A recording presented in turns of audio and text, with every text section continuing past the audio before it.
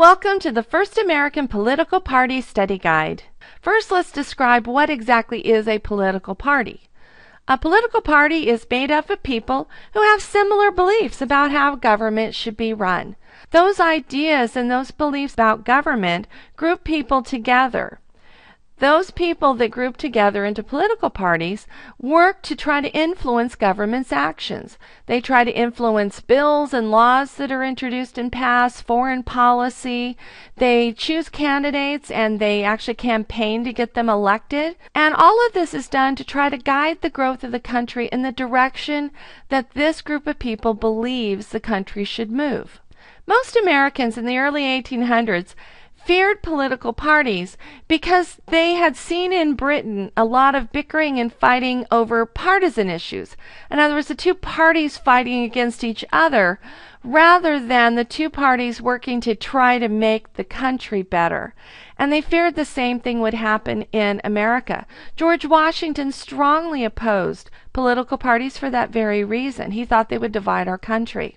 Americans also feared political officials would abuse their power and use their political power for personal gain rather than to support and improve the country.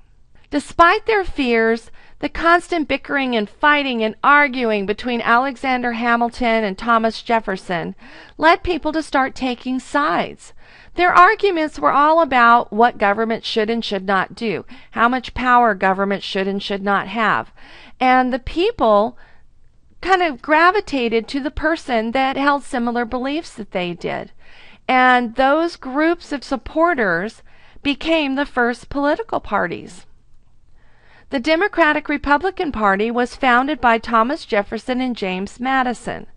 And they were able to get George Clinton, the governor of New York, and Aaron Burr, the attorney general of New York, to join the Democratic-Republican Party. With their support, they were able to draw in many other people to join their party. Who would join and support the Democratic-Republican Party? Farmers. Thomas Jefferson thought we should be an agricultural country, so he was very supportive of agriculture and farmers. Craft workers.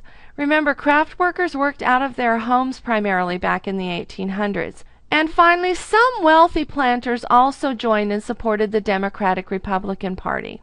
The Federalist Party was founded by Alexander Hamilton, and he was able to get people like John Adams, Roger Sherman, and John Jay to join the Federalist Party. Many of these people were the Federalists who actually helped to write the Declaration of Independence, the Articles of Confederation, and the Constitution.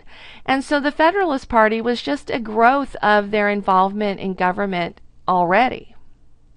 Who else would join and support the Federalist Party?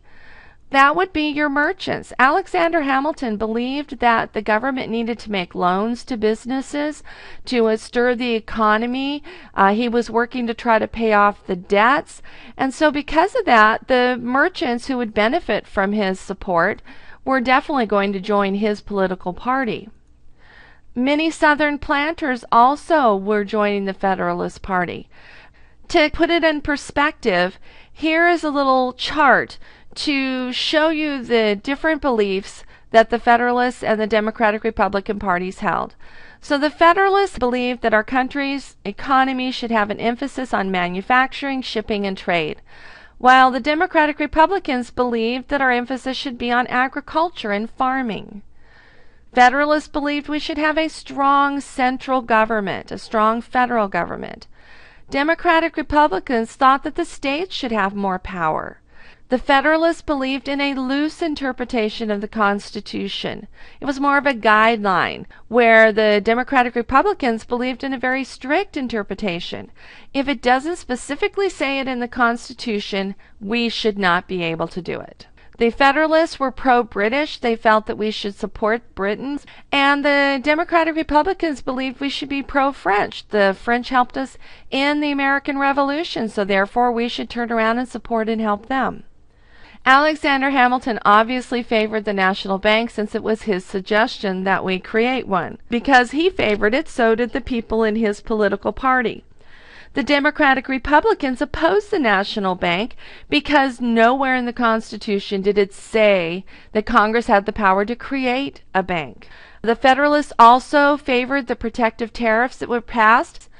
The Democratic Republicans, however, opposed these protective tariffs. And finally, one of the biggest areas they disagreed on was who should be able to lead the country. The Federalists believed that only the wealthy and well-educated should lead the nation. They didn't really believe that the average everyday man had the experience or the knowledge in order to lead and be a part of the government. Where the Democratic Republicans believed that all types of people should have political power. And there you have the creation of the first two political parties in America,